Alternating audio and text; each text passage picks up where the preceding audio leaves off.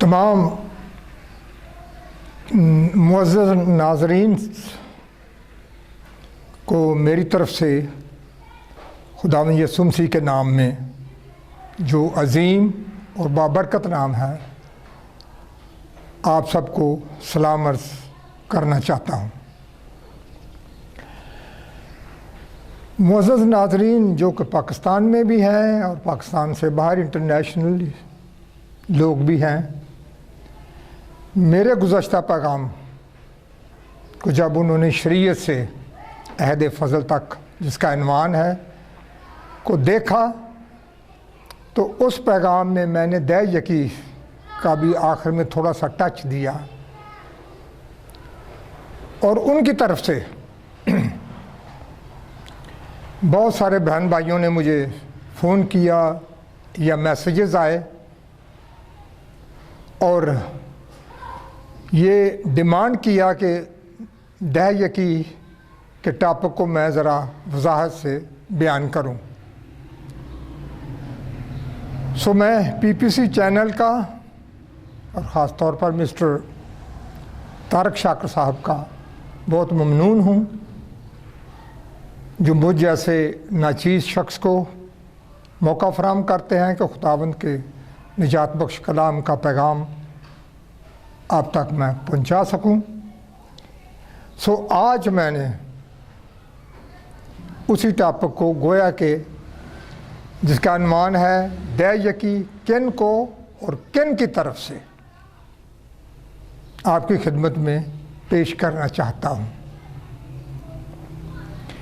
430 साल मिस्र की ग़ुलामी में रहने के बाद तकरीबन 1280 क़ब्ल अज़ मसीह में हज़रत मूसा की क़यादत में मिस्र से 11 दिन के पैदल सफ़र की बजाय बनी इसराइल ने 40 बरस बियाबान में भटकते रहने के बाद यरूशलेम की क़यादत, यशवा की क़यादत में तकरीबन 1240 क़ब्ल अज़ मसीह में मुल्क माऊद, जिसे कनान भी कहते हैं, में दाखिल होकर लाखों एकड़ पर मुहित ज़मीन के रकबे पर कब्ज़ा कर लिया।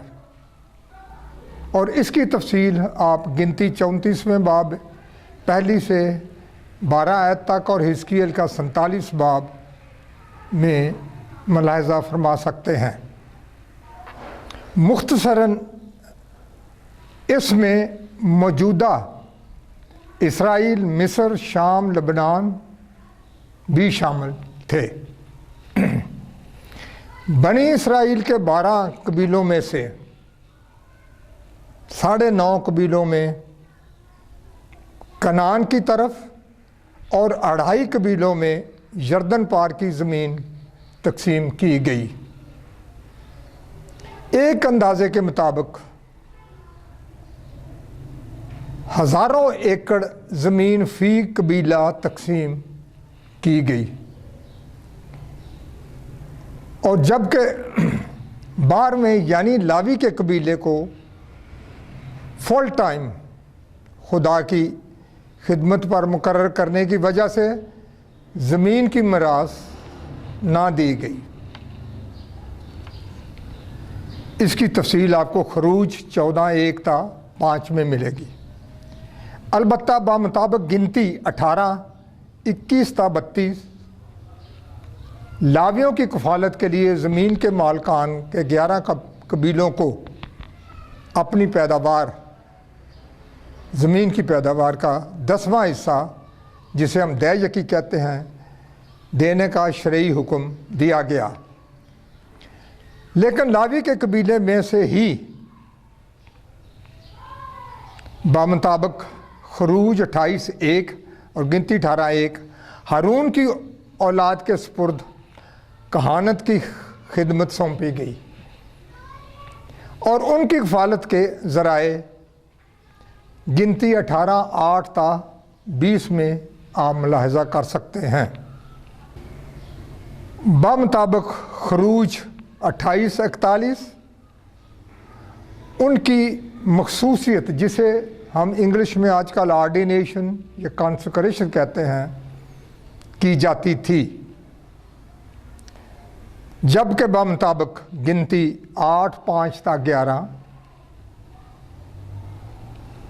دیگر لاویوں کو پاک یعنی پیوریفائی کر کے خدمت پر مقرر کیا جاتا تھا۔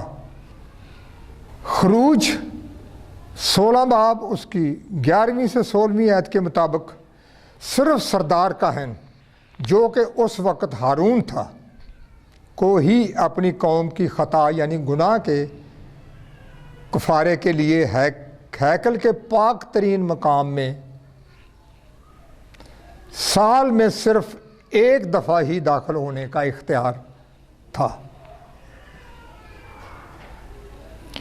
بمطابق پیدائش 14، 8 تا 20 میں دے یکی کے شرعی قانون سے پہلے بھی ابراہیم کی طرف سے، اور بمطابق پیدائش 22، 28 یعقوب کی طرف سے ایک دفعہ ہی بالترتیب اپنے مال غنیمت اور سارے مال کا رضا کرانہ طور پر 10واں حصہ دینے کی مثال ملتی ہے۔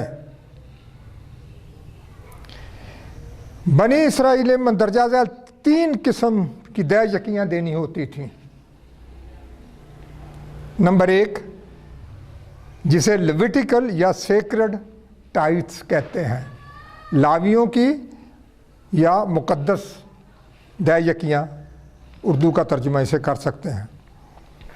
یہ دے یکی بمطابق گنتی 18، 21 تا 26 لاویوں کو مقدس رسومات کی ادائیگی میں کاہنوں کی مدد اور دیگر خدمات کے عوض زرعی پیداوار میں سے دی جاتی تھی۔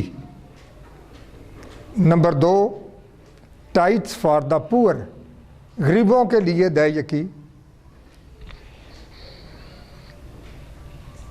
بمطابق استثناء 14 باب اس کی 25 سے 29 آیت میں انہیں تیسرے اور 7ویں سال کی پیداوار میں سے بیواؤں، یتیموں، مزدوروں اور غریبوں کے علاوہ لاویوں کی بھی مدد کرنی ہوتی تھی۔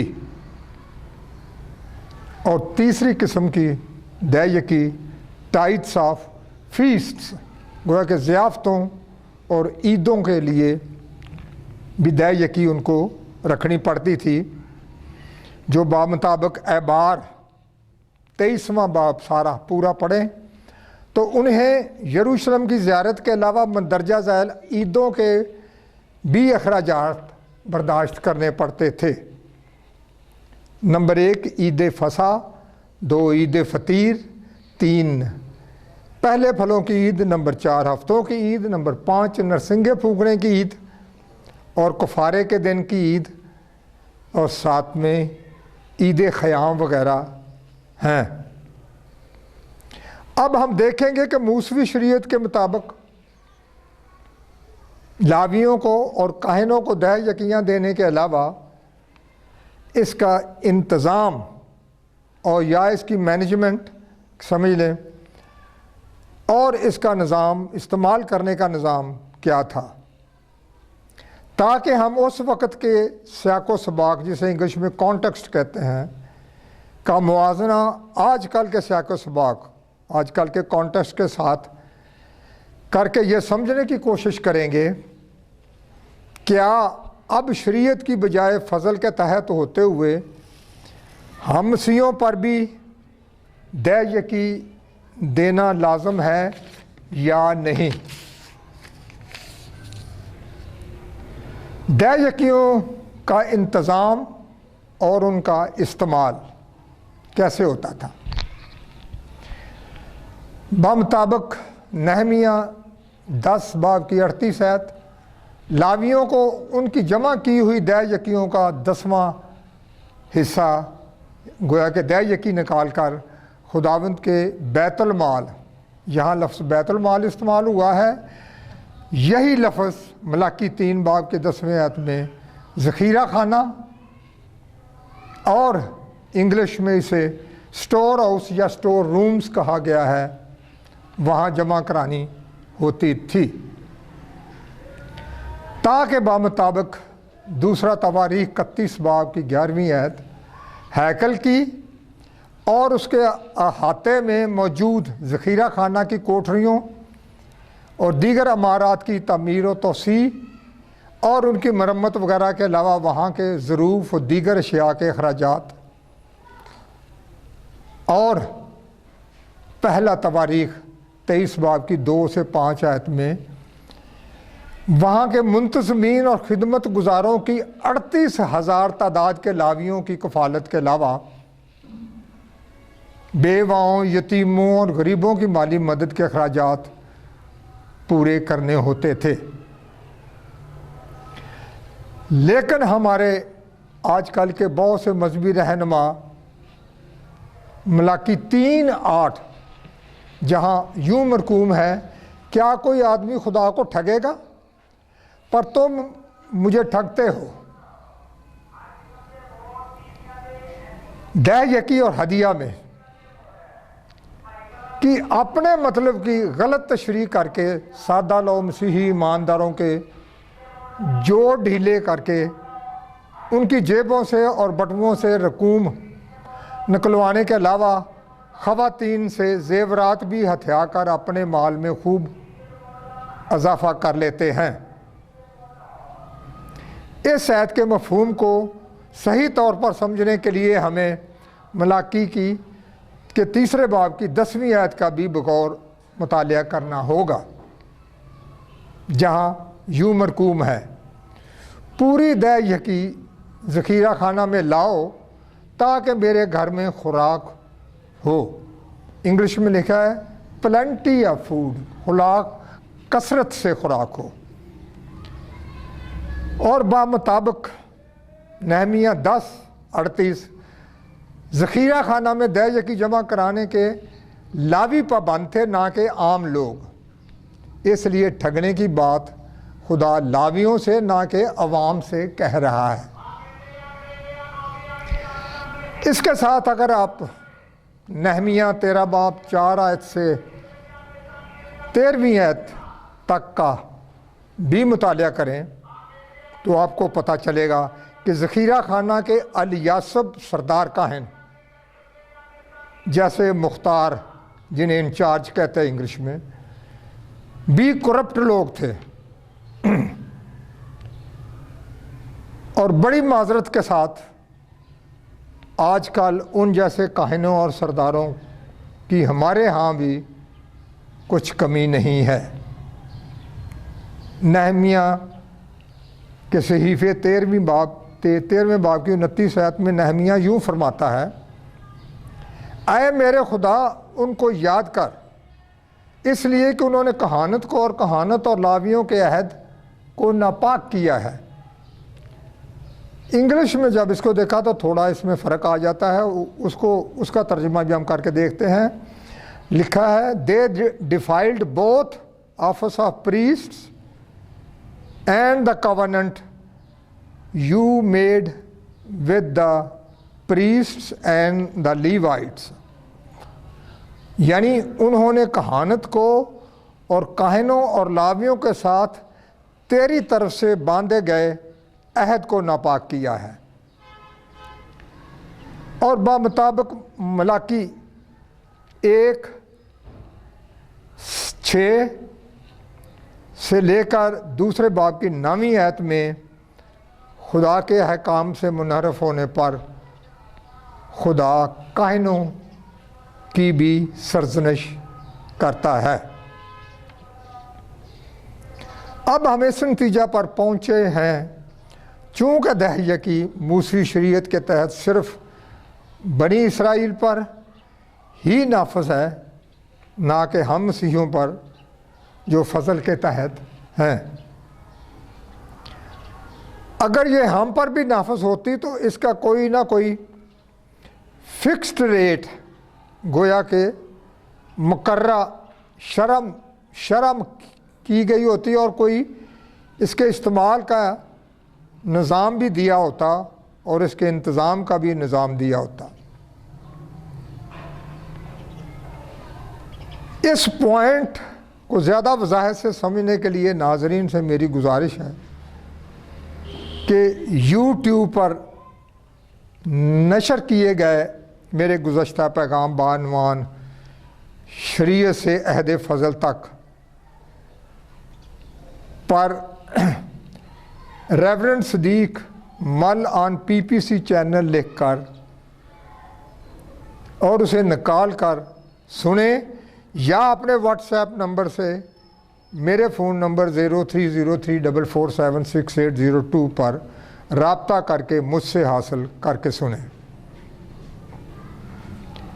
البتہ آپ کی فوری سہولت کے لیے اس پیغام میں دیے گئے 24 حوالہ جات میں سے میں یہاں صرف 7 حوالہ جات آپ کی خدمت میں پیش کرنا چاہتا ہوں۔ نمبر 1، غلطیوں 3 باب کی 10ویں آیت، شریعت کے مال پر تکیہ رکھنے والے سب لعنت کے ماتحت ہیں۔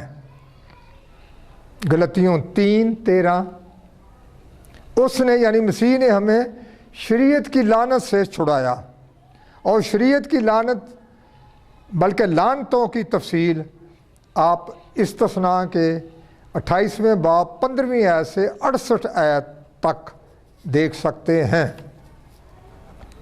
نمبر 3، غلطیوں 5 باب اس کی 4 آیت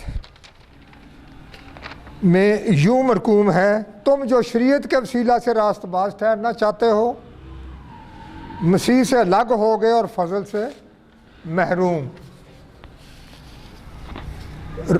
رومیو 10 باب کی 4 آیت، کیونکہ ہر ایک ایمان لانے والے کی راست بازی کے لیے مسیح شریعت کا انجام ہے۔ انگلش میں ترجمہ ذرا بڑا واضح ہے، انجام کا لفظ ہلکا ہے۔ وہاں ہم دیکھیں گے for Christ has brought the law to an end, جس کا اس طرح ترجمہ کیا جا سکتا ہے ہر ایک ایمان لانے والے کی راست بازی کے لیے مسیح نے شریعت کا خاتمہ کر دیا ہے۔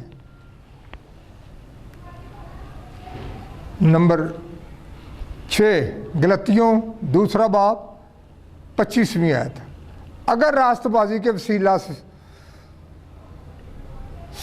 اگر شریعت کے وسیلہ سے راست بازی ہوتی تو مسیح کا مرنا ابس ہوتا۔ 2 باب کی 14ویں آیت، اس نے یعنی مسیح نے حکموں کی وہ دستاویز یعنی شریعت مٹا ڈالی جو ہمارے نام پر ہمارے خلاف تھی، اور اب اس کو کیلوں سے جڑ کر سامنے سے ہٹا دیا۔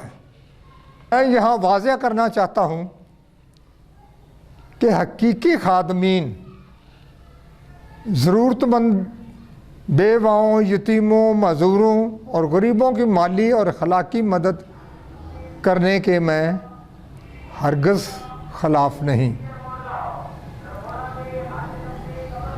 کیونکہ عہد فضل میں ہمیں ایسے لوگوں کی مدد کی حمایت میں بہت سے حوالہ جات ملتے ہیں جن میں دے یقی کی طرح کوئی مقرر یعنی فکسڈ ریٹ شرح یا شرط نہیں ہے، بلکہ بمطابق 2 کرنتھیوں 8ویں باب کی 3 آیت میں مقدور کے موافق،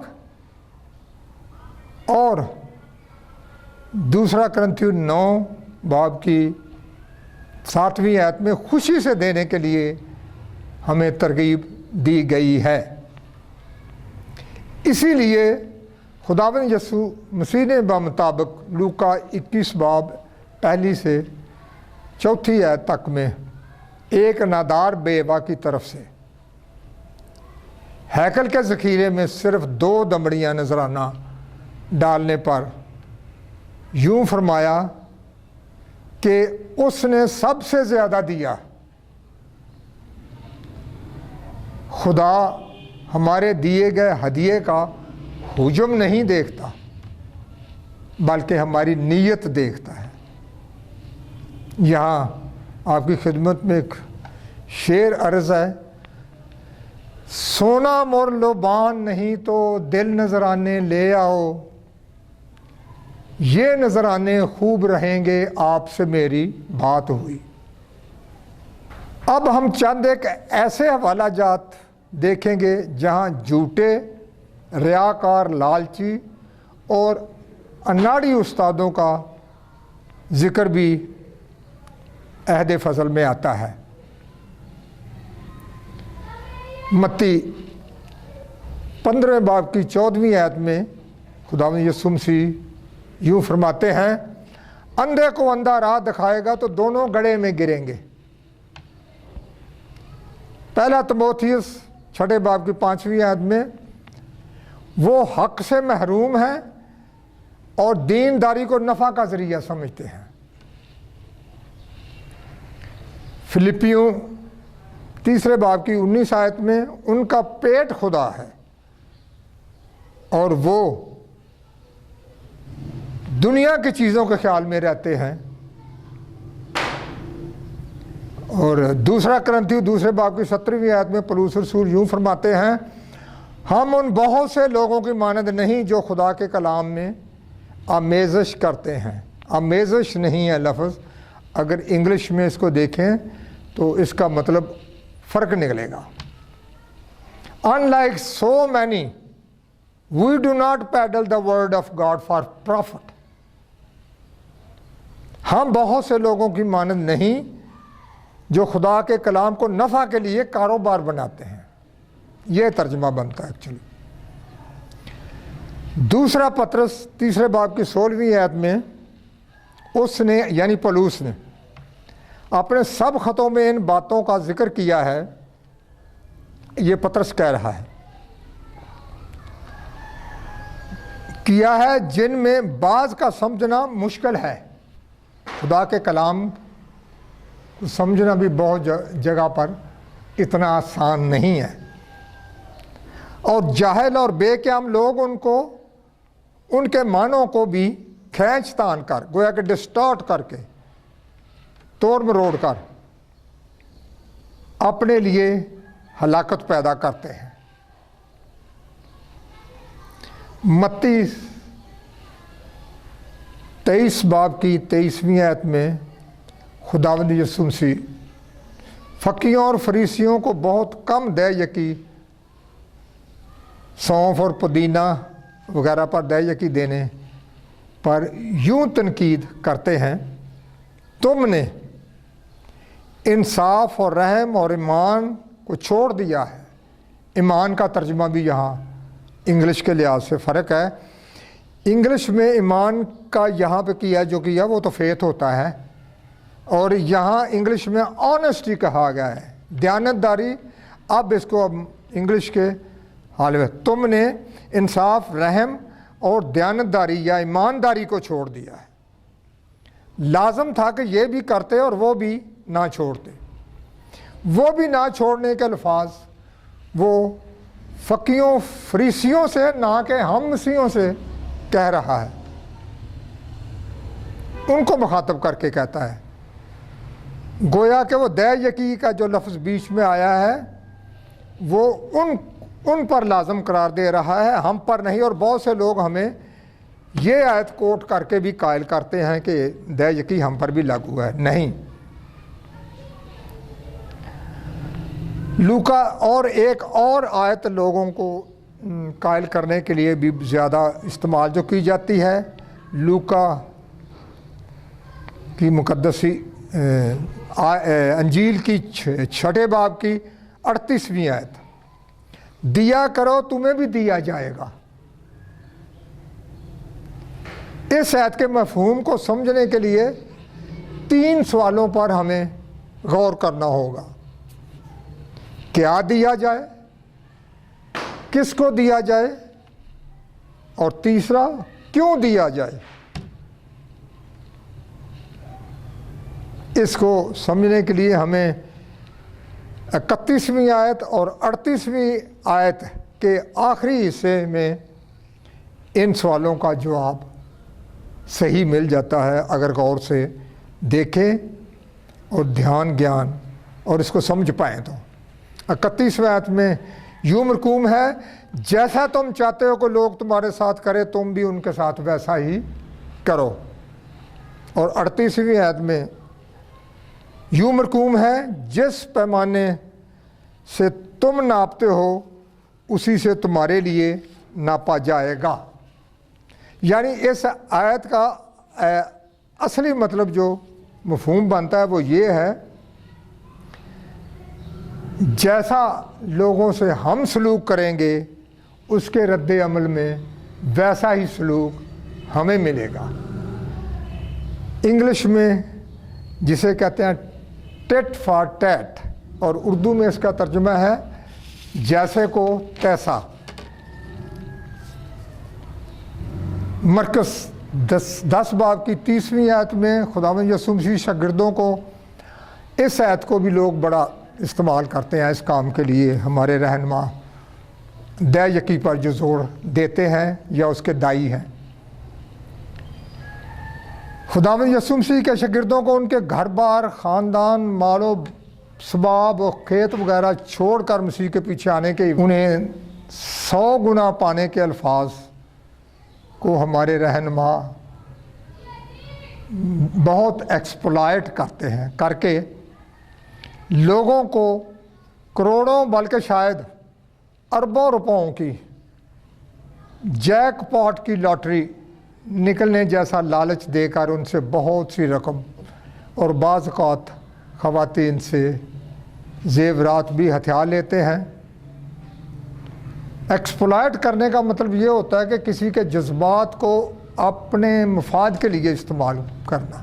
استصال بھی اردو میں اس کا ترجمہ کیا گیا ہے جو اتنا کلیئر نہیں ہے۔ اگر مسیح اس سے 100 گنا مال و دولت پانے مسیح کے کہنے کا مطلب ہوتا تو پھر میں یہ ایک سوال پوچھنے کی جسارت کرتا ہوں، خداوند یسوع مسیح کے کون سے شاگرد کو دنیا کی مال و دولت کا 100 گنا ملا؟ کیا کوئی مجھے بتا سکتا ہے؟ میرے ناقص علم کے مطابق بلکہ زبدی کے بیٹے یوحنا جو یعقوب کا بھائی بھی تھا کے علاوہ 10 شاگردوں نے جام شہادت نوش کیا اور ایک یعنی یہودا اسکریوتی نے خودکشی کی۔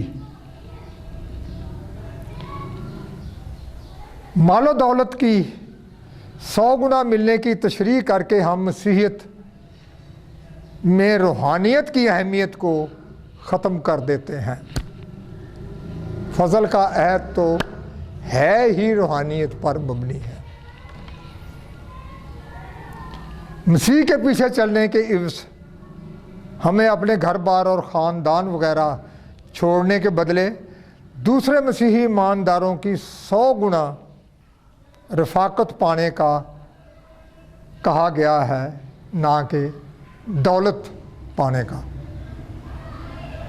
ایک پنجابی کا اور شعر آپ کی خدمت میں اس سلسلے میں یوں عرض ہے، لوکاں نوں کہندے نے رب کولوں منگو، آپ ہی لوکاں کولوں منگدے نے۔ انہاں کولوں پوچھو تے صحیح کہ لوکاں نوں رب مندے نے۔ اب اس بحث کے بعد مندرجہ ذیل حوالہ جات و حقائق کی روشنی میں یہ نتیجہ نکلتا ہے کہ عہد فضل میں ہوتے ہوئے ہم مسیحوں پر دہ یقی کا نفاذ نہیں ہے۔ کیوں؟ آگے ہم دیکھیں، چند سوالات ہیں اور حقائق ہیں۔ موسوی شریعت کے تحت بنی اسرائیل پر لاویوں کو دہ یقی دینے کا حکم ہے۔ کیا دہ یقی کے حقدار اصلی لاوی آج کل ہم میں بھی ہیں؟ اور کیا ہم بنی اسرائیل ہیں کہ دہ یقی دیں؟ کیا بنی اسرائیل کی طرح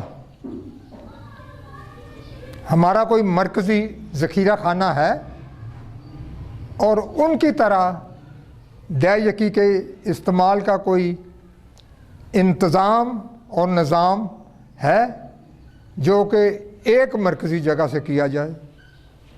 نہیں ہے۔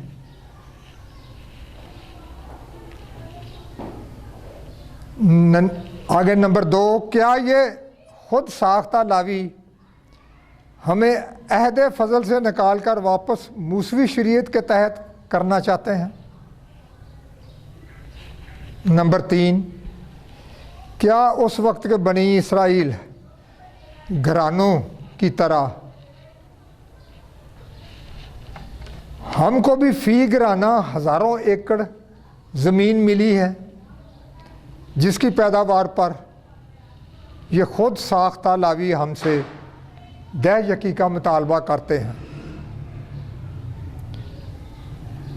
جیسے جب کہ بمطابق غلطیوں 4 آیت سے 5 میں مسیح نے ہمیں مول لے کر شریعت سے چھڑا کر لے پالک ہونے کا درجہ دیا، اور ہم شریعت سے چھوٹ کر فضل کے تحت ہو گئے ہیں، تو ہم پر دہ یکی کیوں کر نافذ ہو سکتی ہے؟ دہ یکی کے دائی ہمیں کیوں 2 کشتیوں یعنی شریعت اور فضل کی کشتیوں دونوں پر سوار کر کے دریا پار کرانا چاہتے ہیں؟